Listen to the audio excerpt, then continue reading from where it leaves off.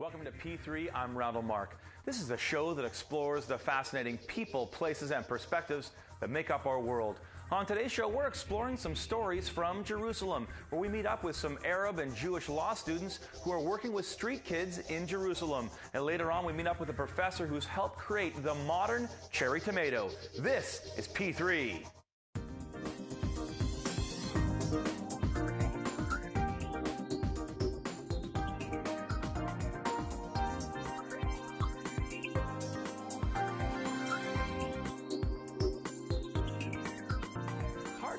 But up until just a few decades ago, tomatoes were considered poisonous. Now a staple of menus and kitchens around the Western world, the cherry tomato is one of the tastiest.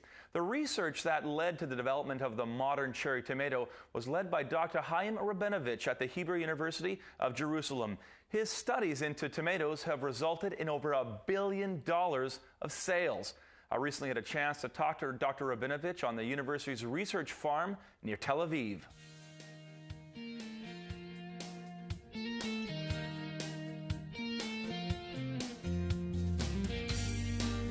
Professor, you are passionate about the tomato. You're the most passionate person I've ever met about the tomato. Tell me a little bit of why tomatoes are important, and then how your research particularly has contributed to the little cherry tomato. Well, tomatoes are important because of their added value to the flavor of foods. They are not very nutritious. They don't have lots of calories. They don't have lots of proteins. They don't have lots of fats. They have some vitamins like vitamin A and vitamin C at high quantity. As a matter of fact, about 2 tomatoes a day will provide you with the recommended daily allocation that you require for vitamin A and C.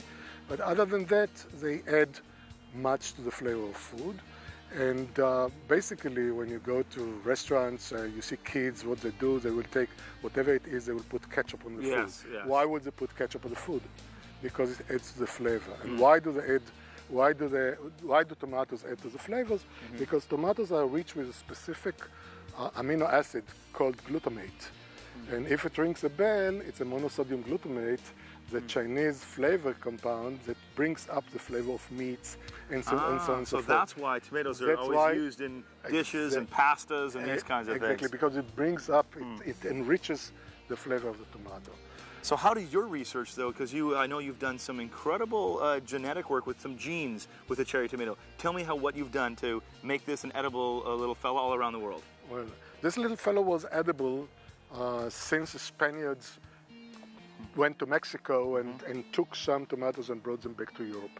However, since the tomato contains an alkaloid called tomatin, which is a little bit bitter and it could cause you some tummy ache, and at that time, tomatoes were rich in these alkaloids. People tested it in Europe and refrained from eating it. They were afraid that it will poison them. It will, as a matter of fact, the French refer to tomatoes as pomme d'amour because it made them to hallucinate. And probably one of the hallucinations was something that's connected with d'amour, with love.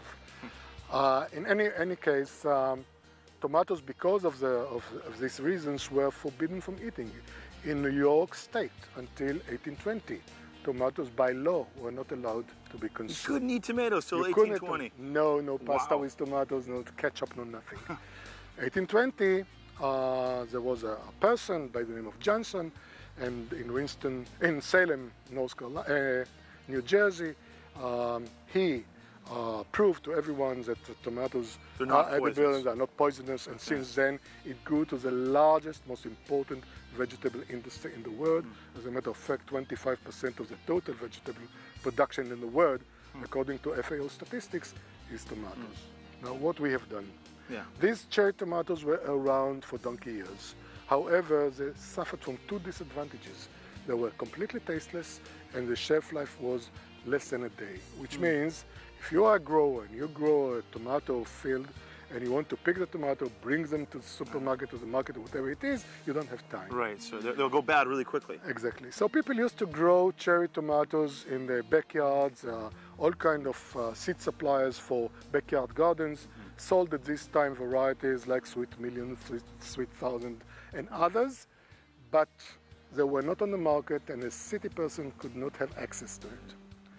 Then in the 60s, a grower in Canada grown tomatoes from Italy discovered in his field a mutation which never ripened.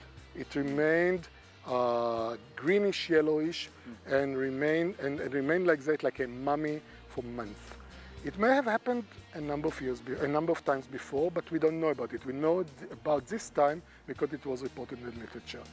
He was smart enough to call upon researchers from the nearby station. They came, they took the tomatoes, extracted the seeds, published an article and said, we have discovered the first slow ripening gene of tomato, or ripening inhibitor gene.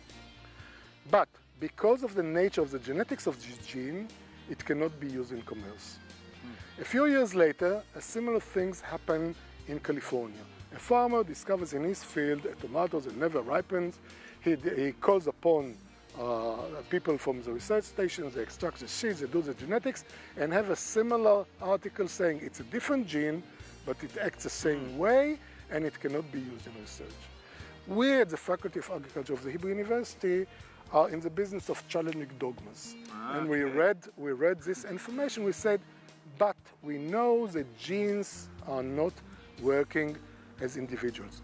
Genes are working in interactions with other genes. So maybe that under certain genetic background, the genes that these two gentlemen were talking about really cannot be used. But maybe that there is another genetic background. Let us try and see if we can combine these two genes, the ripening inhibitor gene called RIN, the non-ripening gene called NOR, NO. Maybe we can combine them under different genetic background and make a tomato with a slowed down ripening process. And so if you can slow it down, then it will accumulate more sugars. And it'll be, so it has better flavor, and it also is going to last longer. It's not going to go bad. So Exactly. you can put it, you can farm, someone can farm tomatoes, bring them to market, and they're not going to go bad. You got it in one line. And did you patent that? No, we didn't patent it. At that time, patenting of plants was not possible anyhow. But what we do, we develop what we call F1 hybrids. Hybrids mean crosses between two different lines. And it's very difficult to break down the hybrid and reproduce the original material. So when I find the cherry tomato in the store, no matter where I am, it's some of your research that helped me get this into the store and I can eat it now. Exactly. It's incredible. It's not necessarily that these tomatoes were directly bred from our material, but the knowledge, the know-how. The research behind this tasty little fella is what you brought to us. Absolutely. Can I taste this little guy? Yeah. Okay. But this will be an old tomato and it won't be tasty. It's very sweet. Good. It's very good. I love it. All right. Thank you very much for talking to us today about cherry tomatoes. Enjoy meeting you. Coming up next on P3, we take a look at an exciting program that brings non-Jewish students from around the world to study at the Hebrew University of Jerusalem.